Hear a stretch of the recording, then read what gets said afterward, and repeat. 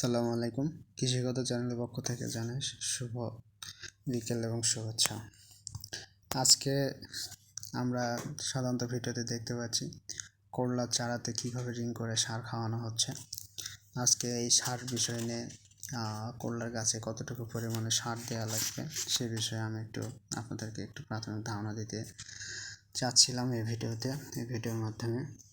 সাধারণত করলাতে চারা বয়স লাগানোর 15 থেকে 20 দিন বয়সে সাধারণত রিং করে এভাবে সার দেওয়া হয়, যেমন ইউরিয়া, পটাশ, টিএসপি, জিপসার, দস্তা, বোরাক্স, দানাদার কীটনাশক, গোবর আগে জমিতে ছিটিয়ে দিয়ে দানাদার ছিটিয়ে দিয়ে জমি পরিশোধন বা রেডি করে নেওয়া যায়।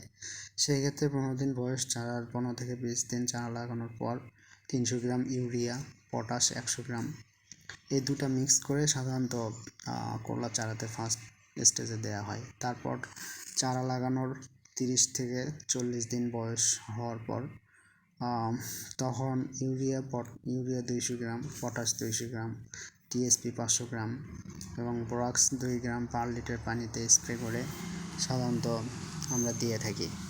এবং পাশে একটি টমেটোর প্লট ভিডিওতে দেখাতে পাচ্ছি কী পরিমাণে টমেটো বীজ উৎপাদনের জন্য চারা লাগানো হয়েছে।